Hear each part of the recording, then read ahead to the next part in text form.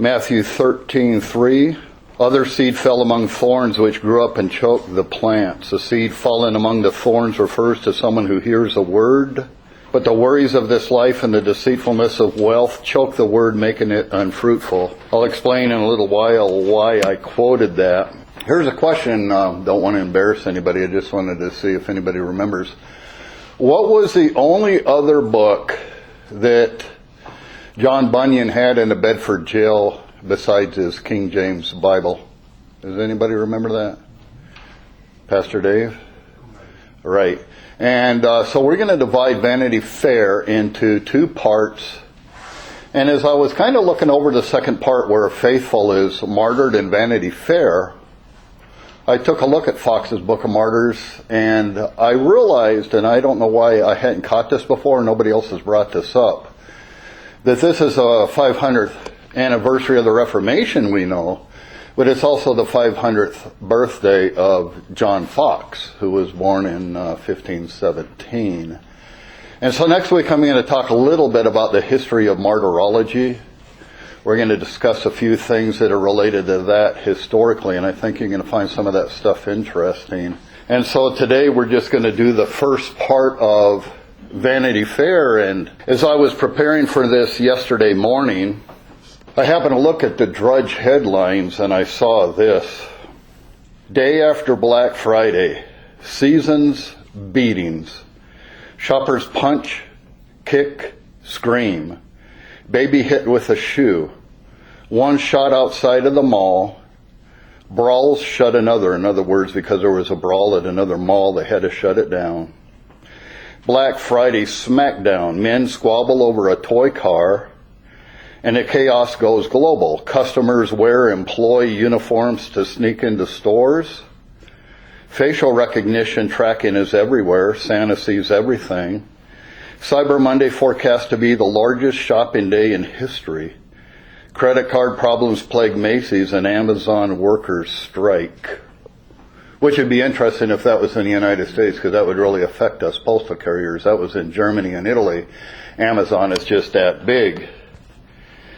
So, it kind of blew up my lesson plan just a little bit, because I wanted to look for this quote from Increase Mather from 1721. I am now in my 83rd year, and having had an opportunity of conversing with the first planters of this country, and having been for 65 years a preacher of the gospel, I feel as did the ancient men who had seen the former temple, and who had wept aloud as they saw the latter. The children of New England are, or once were, for the most part, the children of godly parents. What did our fathers come into this wilderness for? Not to gain estates, as men do now, but for religion, and that they might have their children in a hopeful way of being truly religious.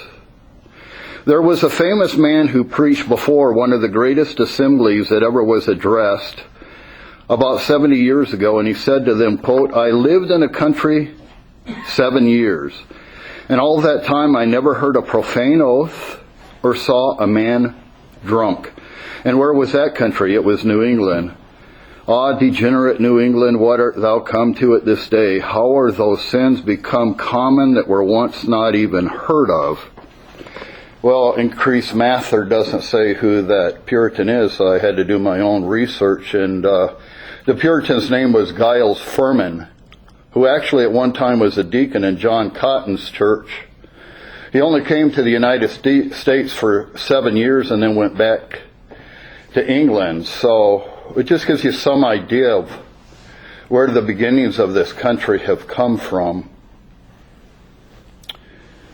So let me turn to the book. Now when they had almost passed through this wilderness, Faithful happened to look behind at the way that they had come and spotted someone coming after them. He recognized the man, but asked Christian to be sure his eyes weren't playing tricks. Who is that coming after us? Christian looked and said, It is my good friend Evangelist. Yes, and my good friend too, said Faithful, for it was he who directed me to the way that leads to the gate. With that, Evangelist walked up and joined them. He said, Peace be with you, dearly beloved, and may there be peace to those who have helped you. Christian clapped his friend on the back. Welcome, welcome, my good evangelist.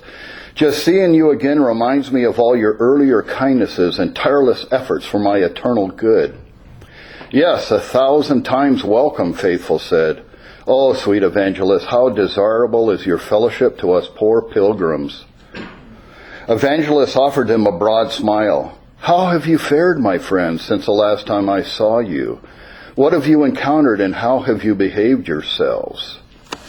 The commentator Robert North says, Bunyan now brings his pilgrims into Vanity Fair, but before they enter and are brought in contact with its hostility and persecution, they meet their good friend Evangelist, who gives them much good instruction, tells them to be faithful unto death, and informs them of the manner in which they must pass through this fair, if they would please God and benefit men. This, you see, is a preparation for the trial that is coming and teaches us a method of divine grace, for God gives us grace prospectively.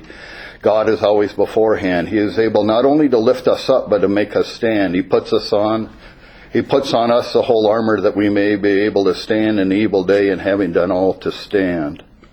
So the town is called Vanity. The fair that goes on at all times is called Vanity Fair. So this scene describes the heartfelt anxiety and longing of the true minister respecting the progress and attainments of those who through his ministry have been brought to Christ. It also describes the affectionate attachment which binds him to the hearts of those who are his children. In the gospel, thus the beloved disciple speaks, I have no greater joy than to hear that my children walk in truth. How is it fared with you? These occasional reunions of pastor and people are designed for the purpose of review and retrospect, as well as of prospect and encouragement of hope. Intervals of time and absence sometimes leave large gaps in spiritual experience. In other cases, the interval is found to have been well filled up with progress and knowledge and experience. Some people have set out for this crown, he warns them, but after they have gone a great distance, another comes in and takes it from them. Therefore, hold fast to what you have and don't let another take your crown. What's interesting in the dialogue with Faithful and Christian is the warning that is given from Evangelist that one or more of you are going to suffer. He warned the pilgrims what they must expect presently from this evil world. The town to which he pointed, in which they would soon have to enter, would prove to them a scene of severe trial and suffering. There he forewarned them one of them would be put to death, and intimated that the martyr would be more favored than his fellow. In other words, the one who was martyred is going to escape the long-term persecution and trials of the Christian life, though his pain was going to be difficult. But as you're studying this, you inevitably ask yourself, well, how would Evangelist know this? He didn't have the gift of prophecy. And this is kind of general. It's not exact, but it reminded me of the book The Return of Prayers by Thomas Goodwin. When you're praying much about a matter, that though God doesn't give revelation to his children of what shall come to pass, and the person that really rebukes people for thinking that is Jonathan Edwards in the Thoughts on the Present Revival of Religion, because there were a number of people who thought it was God's method and manner to communicate either with or without text of Scripture things that would come to pass. And he said that there's been a great deal of havoc done in this revival as a result of this kind of enthusiasm. And I'm thinking that he's referring, for one, to James Davenport. But Goodwin talks about a gracious pre-instinct that sometimes when you spend a good deal of time with God and praying about a matter, he can press something on your heart to consider a matter. And who knows but that Evangelist, in prayer for these pilgrims, may have had an uneasy spirit. And that's an interesting thing, because the Puritans walked so close with the Lord that sometimes it's amazing to hear their stories. I remember in the case of John Flavel, he was praying and God impressed upon him that he couldn't keep praying, that he had to go visit his neighbor. So John Flavel goes next door and he finds his neighbor in the act of self-murder. He had already tried to cut himself and murder himself. But I don't think that that would qualify for revelation. And so I can't say exactly what was going through Bunyan's mind, but I want to take him out of the realm of thinking that Christians should look for any kind of special revelation. But he does warn them that one or both of you may die in Vanity Fair. So we pass on now to the description of Vanity Fair. When the two pilgrims had got out of the wilderness, they beheld a town of vanity before them. In this place a fair is held all the year long, and this is a very ancient standing. From the earliest times they were pilgrims to the celestial city, and the great enemy, perceiving that they passed through this town of vanity, determined to set up a fair here, that he might entice and seduce them from the narrow way. In Bunyan's account of this, the narrator, whoever is telling the story, gives a timeline that this fair was set up 5,000 years before, which caused the commentators some controversy, because even in Bunyan's day, most people would have dated the earth, people upon our planet, more closer to 6,000 or so years. So I don't know what Bunyan knew, but I know that if you look in your old King James Bible and you see the dates in the margin, the first date that I can remember, and I haven't looked at this for a while, is 4004 BC. And those dates were put in there by a person named, Bishop James Ussher. I don't know if Bunyan had access to that, but all of this is somewhat conjecture, but they do try to date when all of this began. But Bunyan does say 5,000 years, and I thought that was kind of an interesting comment. But as he goes on, he talks about the splendid and magnificent that's in this place, the silver, the gold, the pearls, the precious stones. In short, all the sins and follies, all vanities, all pleasures and pursuits, both lawful and unlawful, that can ever entice a heart from God, are here exhibited. Here presumptuous sinners are seen to draw in iniquity with cords of vanity, and sin as if it were with a cart rope. Here the votaries of superstition are taken with superstitious vanities. Here the God of this world maintains his sway by filling the minds of men with worldly objects and blinding their eyes to the amazing realities of eternity. And here the generality walk in the vanity of their minds, too busy or too thoughtless to attend to the one thing needful. The peculiar sins and vanities of every separate nation were exposed for sale, and the wares of Babylon were greatly promoted by the fair. Our pilgrims were obliged to go through the midst of this fair, where there were houses and lands, places and honors, titles and preferments, countries and kingdoms. You had to go through this fair. You couldn't go around this fair. The only way that you could escape the fair is, John Bunyan says, you have to go out of this world. So our Lord Jesus did not escape this fair, this allurements of the world around us. The Vanity Fair is intended to be a representation of this present world and the evil influences which it exerts upon the children of men. One part of them, and that by far the greater, are kept by it from ever thinking about the celestial city, and that's why I quoted the parable of the sower. That the cares of this life and the lusts of other things come in and choke the word, and it never brings forth fruit to perfection in some professing Christians. Professing Christians are led to forget that they have immortal souls. Their highest object of pursuit seems to be the gains, the pleasures, the honors, and the enjoyments of this present world. They are not only lured by the world to forget it and neglect the things which belong to their eternal peace, but violently to hate those things and oppose those who would press them on their attention. Another part of them, the little flock of Christ, are severely tried by these things. It is not merely the opposition and persecution of the world that tries them, but its flattery and allurements. The groundwork of the allegory is borrowed by Bunyan from scenes which he saw in his day, and I was going to show you a couple of PowerPoint pictures if we could have got this work of two fairs that actually were going on in Bunyan's day continually. So he is drawing this from the things that he saw around him. Merchants and traders all drawn together by the great notices of gain and pleasure. For example, in his day, Bartholomew's Fair, Greenwich Fair, and others in which might be seen the world of sin in miniature.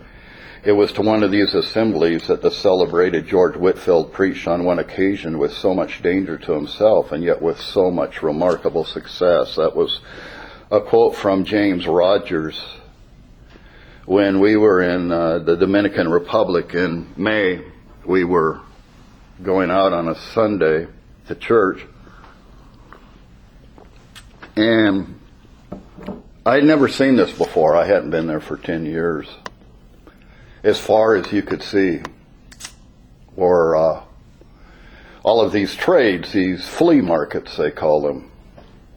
And, I talked to our chauffeur, my nephew, I believe it was, and he said, it's simply amazing because they don't even, where do you even use the bathrooms in this place? It's so crowded, and these people stay there for hours.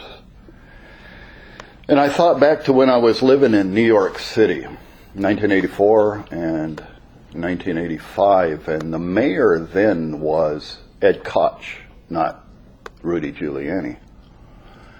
And Giuliani came in to be the mayor of New York City and cleaned the place up a lot. And I'm really thankful for some of the things that he did. But I used to make it my custom to take a train on Saturday, I didn't have school, down to about 42nd Street, walk down to Central Park, and then walk to 6 miles back to South Ferry, where I could get a ferry to go back to the island I was stationed on. And I loved to walk, and it was so amazing to me to see a town that is 10,000 times larger than the town I grew up in. But there were certain corners of New York City that I had to just keep my eyes upon the pavement because of what was allowed to be displayed on the corners and so on. And all this stuff is there to draw you in, to keep you from having spiritual mindedness, in fact, to make you apostate, to defect from the faith. Now, as I said, the way to the celestial city lies through this town, it says in Pilgrim's Progress, with its lusty fair which is held year-round. Those who think they are going to avoid this city will still have to go out of the world. The Prince of Princes himself, when he was here, passed through this town on his way to his own country during a time when the fair was in full operation. I believe it was Beelzebub, the chief lord of this fair, who invited him to buy some of his vanities. Yes, he would have made him lord of this fair if only he would have shown him reverence and bowed down to him as he went through the town. When the pilgrims arrived, they were clothed with garments different from any available at that fair. When the people saw them, they stared at them and talked about what manner of people they might be. Some said they were fools, for we are made a spectacle unto the world, and to angels, and to men. We are fools for Christ's sake. But 1 Corinthians 4:9, others said they were lunatics, and some that they were strange and unusual. Secondly, the great crowd wondered at their clothing, and in the same way they were curious about their speech. We got to remember that this is an allegory, so he's using physical pictures to picture spiritual realities. What was their clothing? It was marked that they were clothed with righteousness, and their speech was seasoned with salt. And that was very strange and unusual to the inhabitants of the fair. For few could understand what they said. They naturally spoke the language of those who have sworn allegiance to the Lord Almighty. But those who ran the fair were men of this world. So from one end of the fair to the other, the people seemed barbarians to each other. But we speak the wisdom of God in a mystery, even the hidden wisdom which God predestined before the ages unto our glory, which none of the princes of this age knew. For had they known it, they would never have crucified the Lord of glory. 1 Corinthians 2:7 and 8. Thirdly, and this astonished the merchants, was how these pilgrims placed such little value on all the wares being sold. They didn't even care to browse, and if vendors called out to them to buy their wares, they put their fingers in their ears and cried, "Turn away mine eyes from beholding worthless vanity." Psalm 119, verse 37. And they looked upward, signifying that their trade and commerce was in heaven.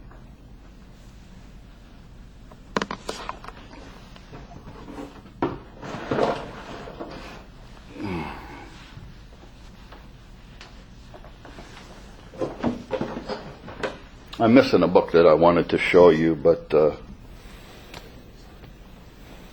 because I wanted to apply this to myself and at the same time apply it to us, and that is that I had come across a book from the 1800s called Amusements in the Light of Bible Light and Reason and so on by Samuel Milton Vernon. And he gives these quotes, and this wasn't that long ago, of what even secular people thought of the theater in his day. Matthew Hale, one of England's most honored sons, says that when he was at Oxford University, he made great proficiency in his studies. But the stage players coming there, he was so much corrupted that he almost entirely forsook his studies. He then came to the solemn resolution that while he lived, never would he again enter into a theater.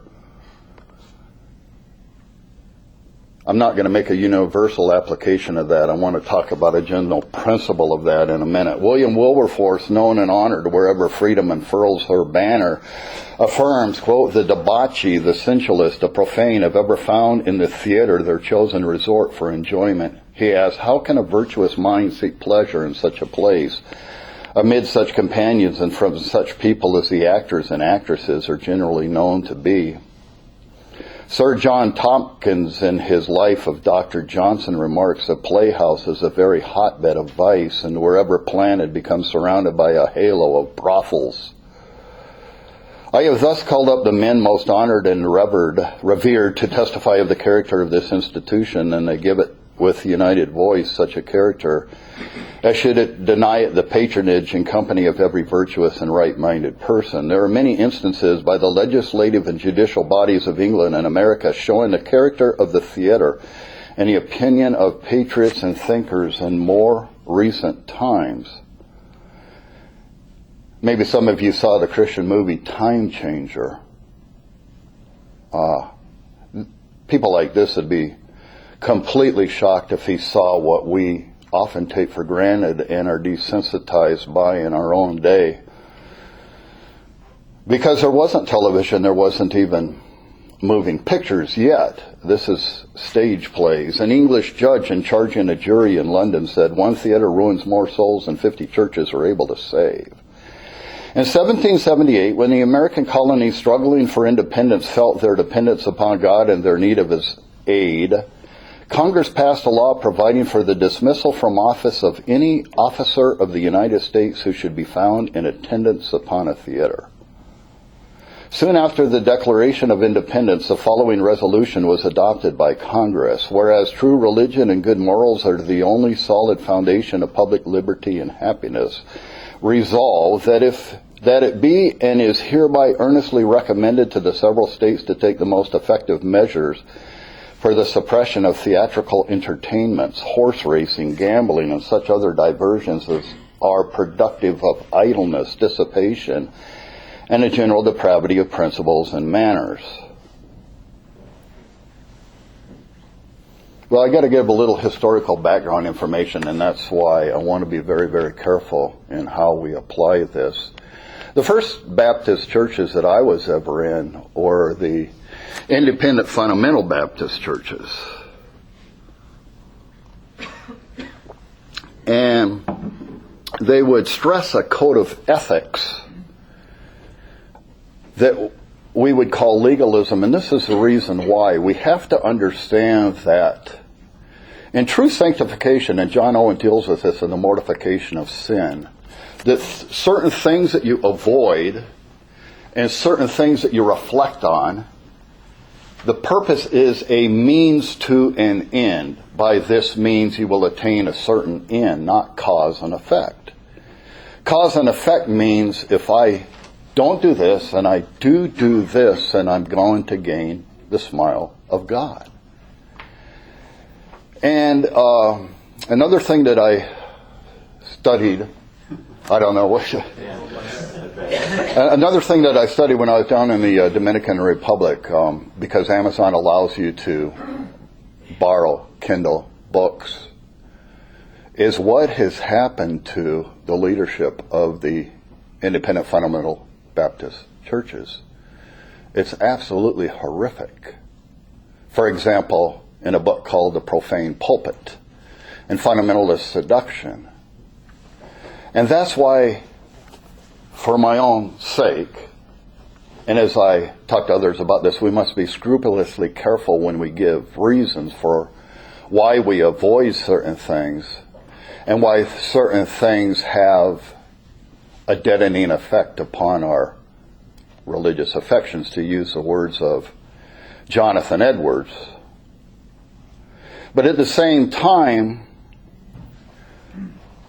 I've studied the practical works of John Owen so much, and I still think that the caution needs to be heard that even though we can avoid Vanity Fair in our personal allurements, not that we can go out of the world, but not partake of them, can the allurements of Vanity Fair come in and cause us to decline in our spiritual affections? That's why books like Octavius Winslow are written.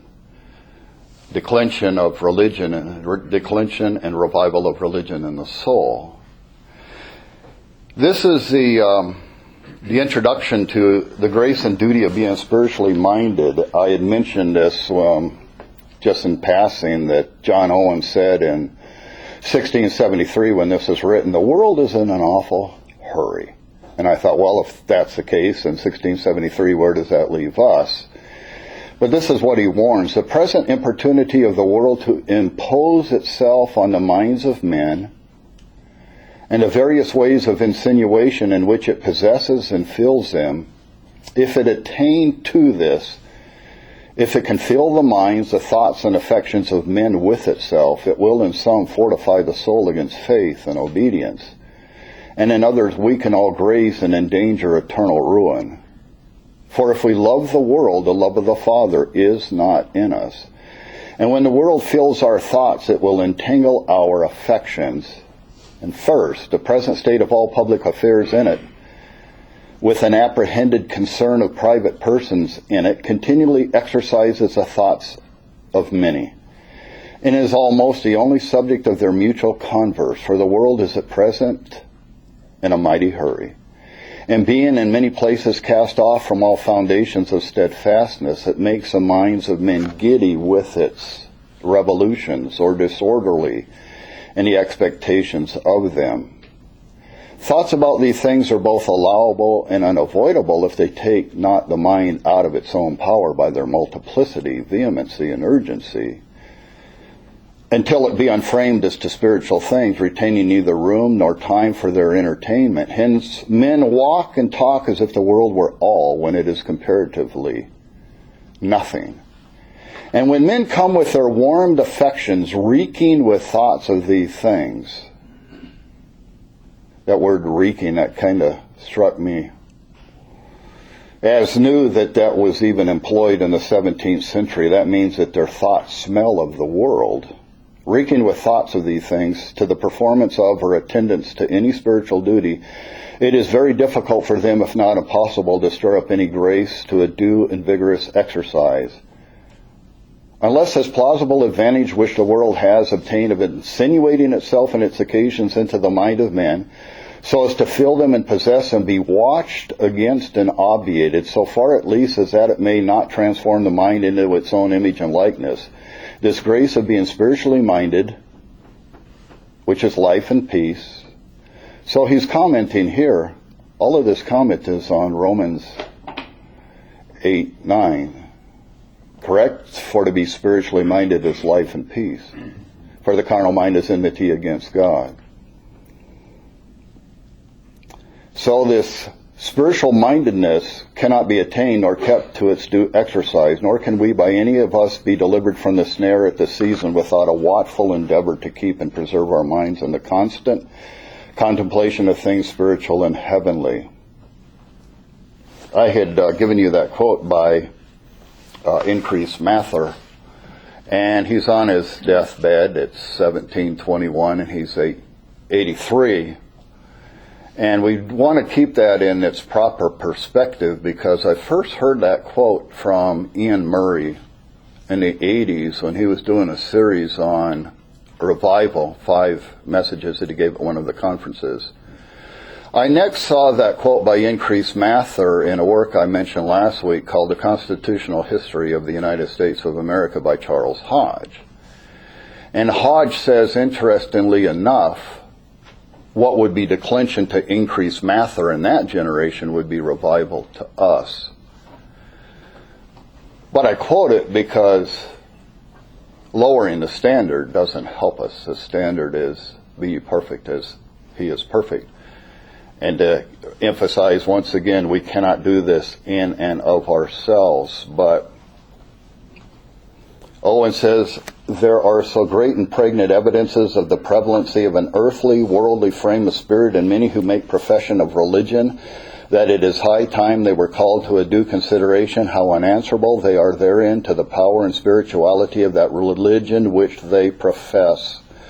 There is no way in which such a frame may be evidence to prevail in many, yea, in the generality of such professors, that is not manifest to all in their habits, attires, and vestments, and their usual conversation, and their misspending of time, and their over-liberal entertainment of themselves and others to the borders of excess, and a number of other things of a like nature. There is in many such a conformity to the world of things severely forbidden in the Scriptures that it is hard to make a distinction between them. And these things manifest such a predominancy of carnal affections in the minds of men as whatever may be pretended to the contrary is inconsistent with spiritual peace. I keep mentioning this book, Pike and Hayward's Cases of Conscience, which I've narrated a number of times, and there's a chapter in here that I've never narrated because I don't want it misapplied. This is my copy. I think we have 2 or 3 copies of this in our house. Michael has a copy. But the general principles behind this are still very helpful, and what these members of these 2 congregations would do, the congregation of Samuel Pike and Samuel Hayward, would be to solicit a letter about something that they were going through that they needed spiritual guidance on. And I don't know any book that's quite like this, and it's still not in print, but everything is in print with a print on demand. But you can see why this would be a stumbling block to some. 1755. A serious person who scruples to comply with the usual practice of playing at cards desires to know whether these scruples arise from a needless tenderness of conscience or from the faithful monitions, the work of the conscience, of the Spirit of God. And if you just hold to the general principles of amusement, this can be helpful, but where you go wrong is you say, how can a Christian play cards? How can a Christian do this or do that? But listen to what they say. This diversion, card playing, amusement, fill in the blank, with every other is certainly evil whenever it is attended with these circumstances that are detrimental and disgraceful. If it be practiced with wicked company, if it is pursued at unseasonable hours, if it infringes upon the regular duties, civil or religious, of the family, if it puts by or drives into a corner the secret duties of the closet, if it occasions the laying of high stakes or stirs up the corruptions of anger, envy, revenge, or lays a foundation for swearing, quarrels, and confusions. One thing that you definitely gather from this is the high priority the men of the past put on Proverbs 4:23, keep your heart with all diligence, because out of it are the issues of life. He says, this diversion with every other is certainly evil so far as it is a disgrace and dishonor to the profession of religion. For a professor to give himself up to any diversion immoderately is a reproach to him. But for a professor of Christianity to be a professed card player is a brand in infamy. So from what I can gather, this card playing is an event where a number of people are present, and there's a lot of other things going on, but I just wanted to emphasize the general principle here. When any of them are known to be followers of this practice, their characters are sunk in the esteem of all truly serious Christians and gospel churches, and this report spread concerning them, or this practice seen amongst them, raises their credit only among the loose, gay, and vain part of the world, and exceedingly hardens the hearts of those who have not set God before them.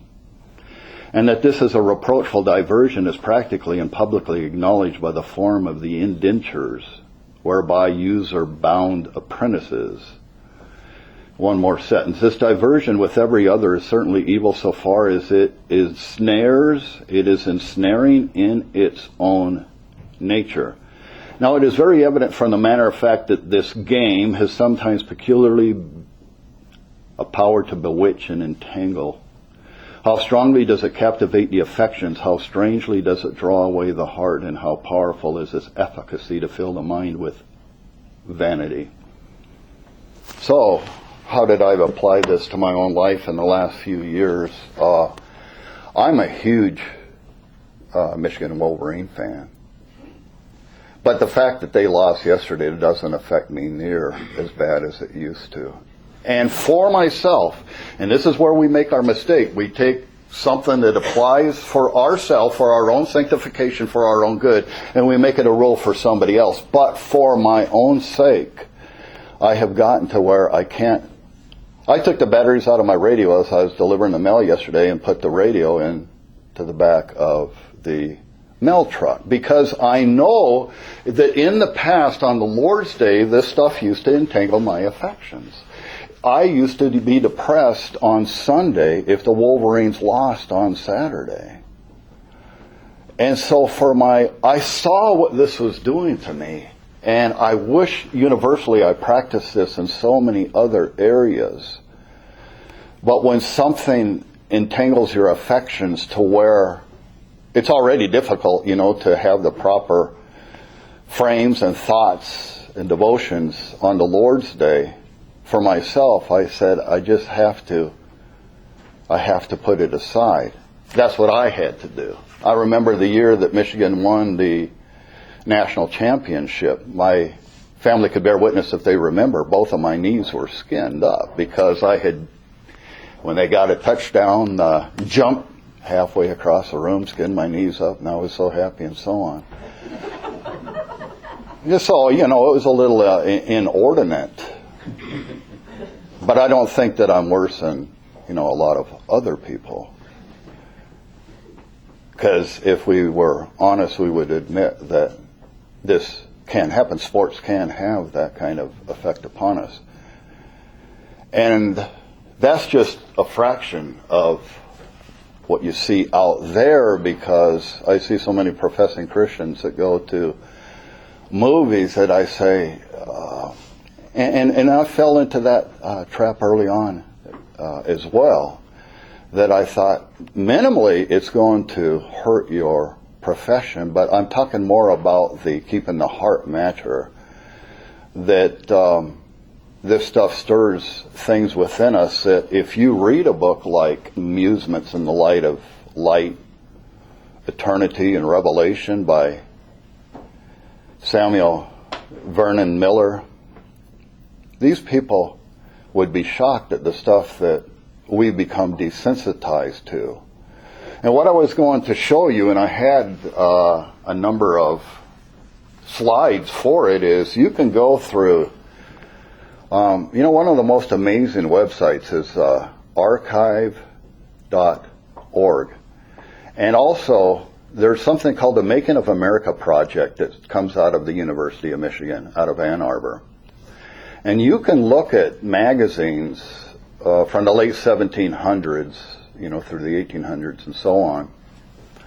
And so sometimes I'll take a look at how magazines have changed. I don't want to compare them because there are very few magazines I would want to look at in our day, but like the Harper's Weekly and even Vanity Fair in the early 1800s, where there was still so much common grace. And I was looking at an article in there out of the 1860s where somebody's writing a letter to the editor and said to them, why don't you ever report on anything like our country church or whatever? Well, that would be edited so quick in our day. But the point of that in Vanity Fair for Christian and Faithful is that they maintain such a great witness. And so next week as we talk about martyrdom, I've always asked myself when I read Fox's Book of Martyrs, and by the way, that book has changed so much over the years. The original was called Acts and Monuments, and it was 8 volumes, and they edited it quite a bit down, but then they added a number of other stories to where it all goes all the way through the imprisonment of Adoniram Judson in Burma and other things, and we could bring it up to the present time. But the question I asked myself as I'm reading that is, how did these men... Now, obviously, God strengthens you with might by His Spirit in the inner man to be able to stand in the day of trial. But I think it was very, very helpful for Christian and Faithful to have a conversation that was without reproach. So that is a continual rebuke to me, because I work around so many godless people, and more I've just had to stay in my corner. You don't get into the conversations and so on. And so Faithful of the two is the one who suffered martyrdom. And if you read the account in Pilgrim's Progress, he would say this seems so... for one, it's amplified, it's embellished. I mean, do Christians really go through this? And I want to relate a story next week about a man named John Callis. I'll ask my wife how to pronounce these names because this is a story from the French, and she teaches French. But this happened in the 1800s, and it is remarkable the blindness that some of the persecutors of Christians are infected with. They're so moved by their hate. I mean, you see it in the writings of Richard Dawkins and so on, that it stirs them up. It's like, to use a phrase of John Owen, it feeds upon its own poison and grows by it. And I mean, Faithful not only was burned at the stake, there was an awful lot that went on before that. To manifest the truth of Romans 8:7, the carnal mind is enmity against God. If you've ever seen the sermon by Jonathan Edwards, and I recommend for some of you, read it one time in your life, Man is by nature God's enemy. And Edwards says that, it's not the Christian, just the Christian, that they want to persecute. They hate the God of the Christian. And Jonathan Edwards says in that sermon, if God was within the reach of the natural man, his throne would not be safe for an hour. Because in another sermon he says he would try to tear him off of his throne. Well, we see that manifest in what they did to Jesus, the most ignominious death that human nature could ever invent. It was such an abomination that the Romans never practiced it upon their own people. And they spit in his face and tore the beard from his face and so on. This is what we're up against, but sometimes we don't feel this persecution because we're too much desensitized and we get along too well with the people that are around us. But must have been something about faithful and Christian that immediately stood out. And I think the first thing was all of these allurements that they wanted to sell, they were not interested in buying. They said, what would you buy? They said, we will buy the truth and sell it not. And so I may have had a little bit longer presentation. I didn't have my PowerPoint. We'll get that fixed up next year. But I'll open this up if anybody wants to add anything at all. Go ahead, Pastor Dave. I have a guess as to what Bunyan was thinking about when he said 5,000 years. Go ahead. I'd like to hear it. 2 Peter makes a distinction between the world before the flood and the present world. And maybe he was thinking since the flood, although I still don't know how he did his math. But that might be one idea. The other thing was the quote by Increased Mather. I think there's something unique there that we should not forget, and that is that New England originally was basically settled totally by evangelical Christians. And so you had a very unique society of evangelical Christians, true Christians settling, but there's no guarantee that all the children of believers will be Christians. Right. And so there was a decline over time because you had unconverted people now in a society that originally was all Christians. And I think it's important you recognize that, because otherwise you can draw conclusions that aren't really reflecting that. I'll give you a couple of stories to illustrate what you're talking about here. There's a book called The Sabbath in Puritan New England by Alice. Was it Morse Earl or Earl Morse? The Sabbath in Puritan New England. And there was a person whose job it was to turn the hourglass in the middle of a sermon. And there was a pastor named Uriah Oakes. Oakes was the pastor who preached at the funeral of Thomas Shepard. And this person turned the hourglass 4 times in a single sermon. At Cotton Mather's ordination, at his ordination, he prayed for over an hour before he preached, and then preached for 2 hours.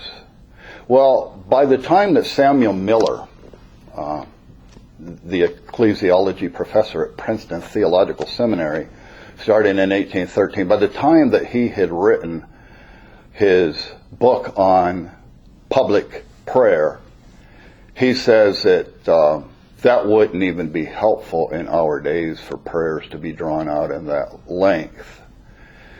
And Whitefield had listened to somebody preach and said of the sermon that he preached me into a praying frame, but by the end of the sermon he preached me out of it again.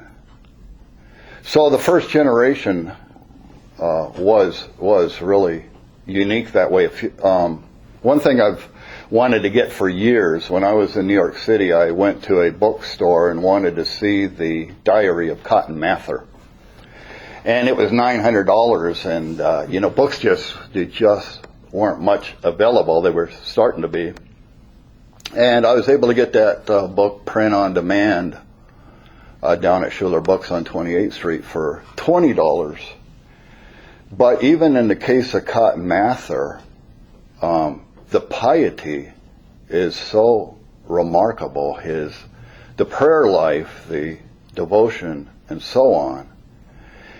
But as Pastor David hinted at, because the eschatology, I think, was misguided, and you can see it in Jonathan Edwards' work on the history of redemption and so on, that he thought that the Great Awakening was going to usher into the millennium. That I think that some of these people were shocked at the apostasies. That what happened within a couple of generations after the original Puritans came to New England. The original Puritans, I mean John Cotton, Thomas Hooker, Samuel Shepard, and even the Anna Bradford, the poet, and a number of others. The standard was so high. If you read of Plymouth Plantation, the Mayflower Compact, and so on. But I mention this historically because Ian Murray mentions it as, I'll tell you one more historical footnote that may be helpful. By the time of Wesley and Whitefield, when the Great Awakening started to manifest itself in England and in America, by that time the piety and the things that were going on in both countries was at a very, very low ebb.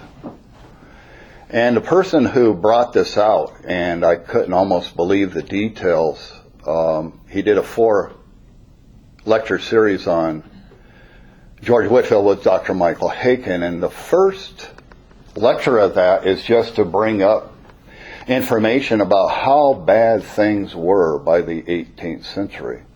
And I mentioned that to give us hope, because I had to think about this yesterday. I was so stunned by what I had read in the Drudge Report. It affected me for a number of hours as I was going to church and so on, but it's not like this has never happened before. And the wrong conclusion of that would be to go into a state of depression and melancholy to where it incapacitates you to pray. You say, what is the use? Well, we're thankful that Asa Held Nettleton and George Whitefield and Jonathan Edwards and so on didn't think so. That the very debaucheries that they saw all around us stirred them to cry up to God more mightily that He would send His Spirit in revival. And that's the proper attitude that we should have about these things. Anybody else before I close? Did you raise your hand? Oh, okay, I'll pray.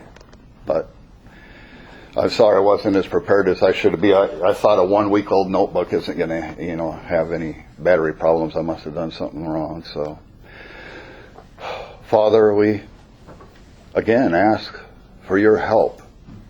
I know that truth of James 3:1, not many teachers, because in so many ways I feel like I'm condemning myself, because the amount of light that I have gained in these type of studies and in my own narrations and so on, only you can keep us from defecting and keep us from the allurements of Vanity Fair, and help us, Lord, to not be subjects of spiritual declension, and to keep our heart with all diligence, for out of it are the issues of life.